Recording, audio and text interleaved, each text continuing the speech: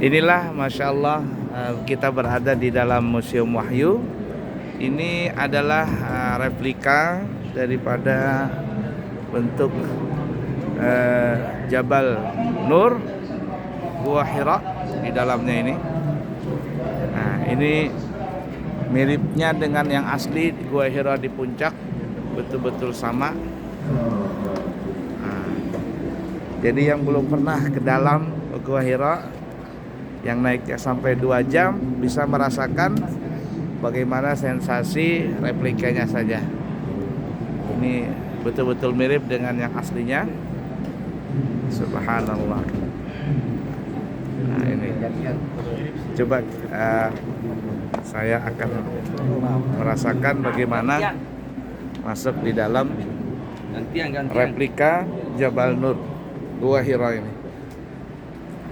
Disinilah Nabi melaksanakan khalwat beliau di daerah Jabal Nur seperti ini dalamnya.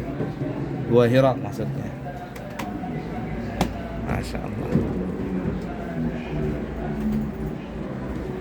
Ya, batu-batunya sangat mirip semuanya. Insya Allah. Ini sangat kuat diinjak.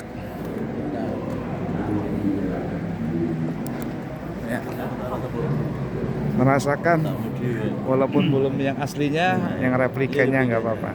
Dan sekarang juga sudah memasuki waktu maghrib Bapak Ibu ya. Jadi kita tidak bisa keluar lama-lama. Museum Wahyu.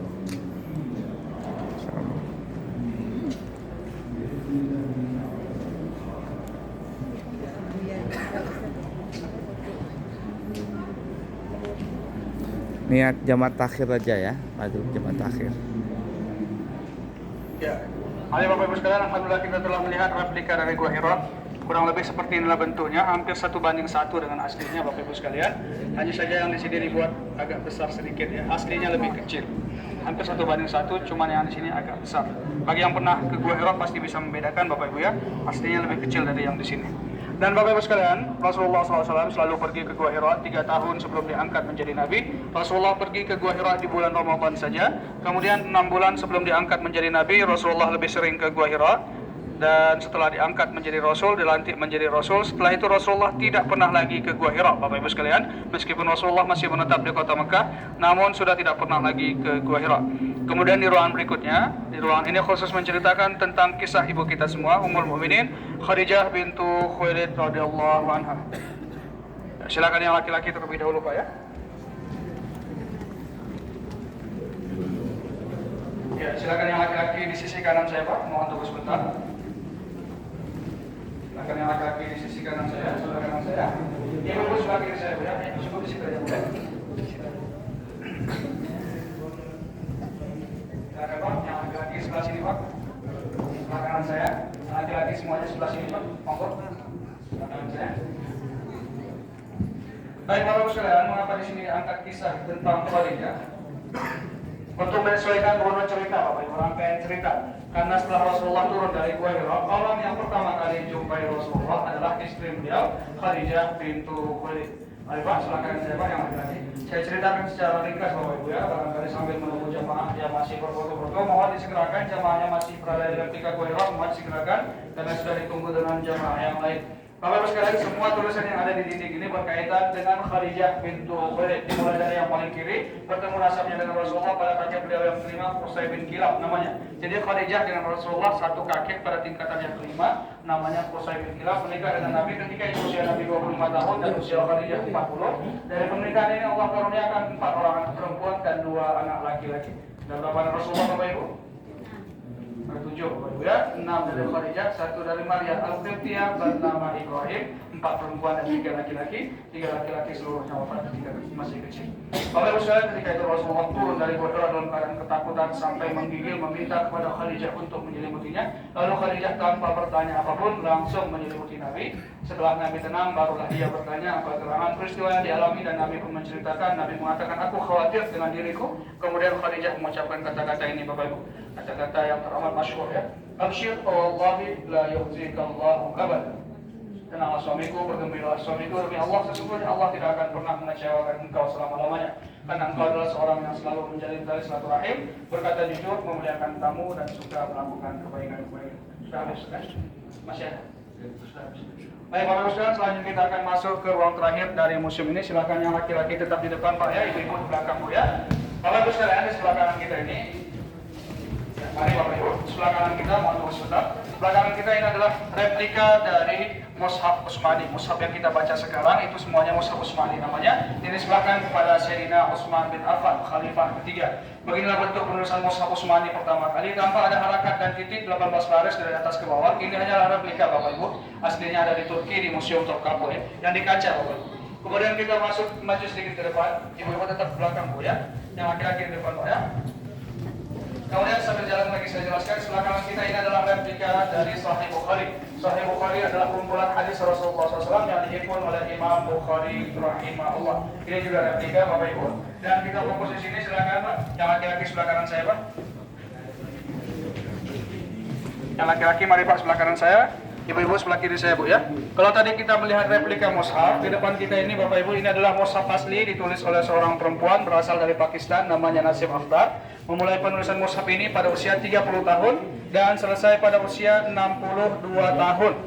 Yang menarik dari mushaf ini Bapak Ibu, tidak ditulis menggunakan tinta tapi disulam, dijahit menggunakan benang dan kain. Satu-satunya mushaf di dunia yang ditulis lengkap 30 juz menggunakan benang dan kain. Ini mushaf ada 10 jilid, 1 jilid 3 juz dan ini adalah jilid terakhir ya. Ini 3 juz saja ini. Artinya ada 9 lagi yang tidak diletak di sini.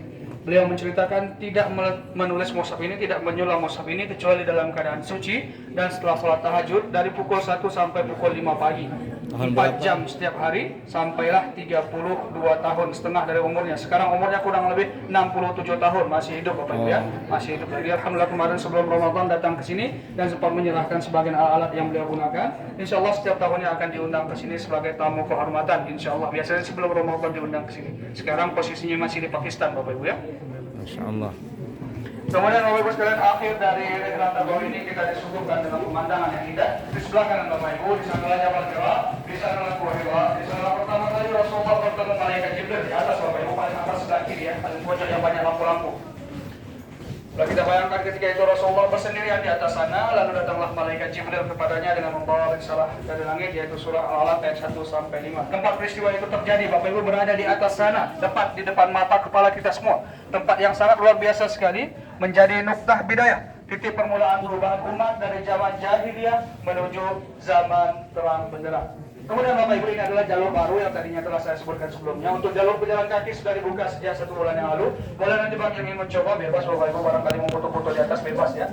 Nantinya dalam rancangan pembangunan di sini kalau sudah diresmikan, di sini akan disediakan mobil dan juga nanti akan dibuat cable car seperti di tol Bapak Ibu ya. Tapi ini mungkin masih lama ya. Kereta gantung nanti insya Allah, tapi ini mungkin masih lama, mungkin 5 sampai 6 tahun lagi. Baik Bapak Ibu sekalian, sampai di sini saja Rekrata Bawah kita, semoga bermanfaat bagi kita semua. Bersama Bapak Ibu sekalian, nama saya Ali Usman bin Burhan, asal dari Medan, Sumatera Utara, Indonesia. Dan di sini saya mahasiswa di Jami'ah Ummul Qura Mekah. Terima kasih atas perhatiannya, yang benar dari Allah dan yang salah dari diri saya sendiri. Billahi taufiq wal hidayah. Assalamualaikum warahmatullahi wabarakatuh. Waalaikumsalam. Mohon tunggu sebentar, yang laki-laki silakan berdiri di sini. Perempuan di sebelah kiri. Kanan saya. Kanan saya. Sebelah kanan saya. Laki-laki. Tahan dulu sebentar. 1 menit. 1 menit saja. Bapak di sini. Ya. Ya Bapak di sini. Masya Allah. طيب يا جماعة طيب يا جماعة السلام عليكم. Apa kabar ya jemaah? Bagaimana musim ini? Bagus atau tidak? Luar biasa Ustaz? Masya Allah tabarakallah. Umrah maqbula insyaAllah ya jemaah. Ant selamat datang. Ishrah lahum Ustaz, bayin lahum, qul lahum, akhbirhum. Baik Bapak Ibu sekalian, selamat datang di stand terakhir. Bagi yang ingin berbelanja, di sini disediakan berbagai macam souvenir seperti di sebelah kanan Bapak Ibu, ada botol minum, gelas dan lain sebagainya. Boleh nanti diukir nama bersama kawan saya ini. Bisa juga mengukir nama di sajadah, cincin, gelang dan lain sebagainya. Ya jemaah, ini tumbler bisa dingin, panas, semua bisa. Bisa tulis nama untuk ini Indonesia nama, Arabik nama. Bisa untuk sujadah, untuk gelar, untuk kalon. Apa aja sini jemaah bisa tulis nama. Ini parfum Kasturi diskon 50%. Beli satu gratis satu ya jemaah. Bisa bayar apa aja sini. Rupiah, ringgit, Jokowi semua bisa jamaah sini. Prabowo bisa ya. Bisa ada. Anies diskon. Anies diskon. Anies diskon. Di sini disediakan mushaf resmi cetakan Madinah. Yang ingin wakaf tinggal beli di sini dan tinggalkan saja di sini. Museum yang akan mengantarkan di masjid-masjid sekitar Tanah Haram. Biaya pengantaran gratis. Harga mushaf satu 50 rial, kalau beli 3 120 rial. Bisa bayar dengan rial, rupiah, debit card dan lain sebagainya. Silakan Bapak Ibu. Ya wes jamaah belanja diskon Panjang. diskon bro. Anies diskon. Anies diskon, Prabowo diskon, Ganjar diskon, semua diskon. Apa aja sini diskon. Bali 2 gratis 1, Jokowi boleh, Anies boleh Oh, ya. ini yang ngomong ternyata orangnya yang terkenal di YouTube. Takalam ya di Indonesia. Silakan Bapak Ibu, ini Sujada Rauda, Ah. hijau boleh, merah boleh, hitam boleh, Jokowi ini boleh, Anies boleh, Ganjar boleh. Ya. Promo.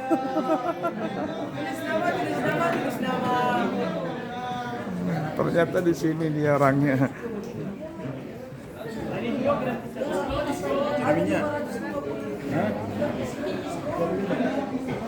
Masya Allah.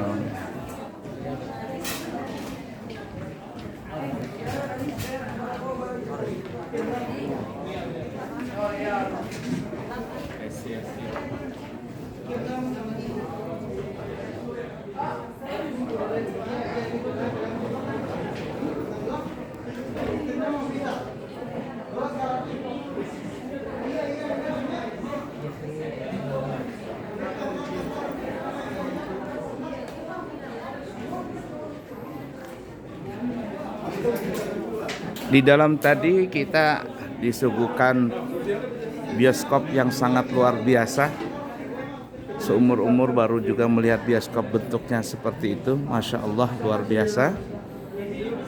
Ada beberapa bioskop, cuman yang paling inti pada saat kita berada di terakhir bioskopnya, cuman di ruangan itu tidak boleh membawa video dan foto. Nah, setelah itu baru ada dibolehkan untuk membawa video dan foto. Inilah akhir dari perjumpaan di Museum Wahyu. Mudah-mudahan yang belum berangkat umrah dan haji segera dipanggil oleh Allah Subhanahu wa taala menjadi tamunya, dan salah satu kunjungan yang bisa dikunjungi adalah Museum Wahyu yang indah ini. Sallallahu alaihi wasallam Muhammad wa ala alihi wasallam. Alhamdulillahirabbil alamin.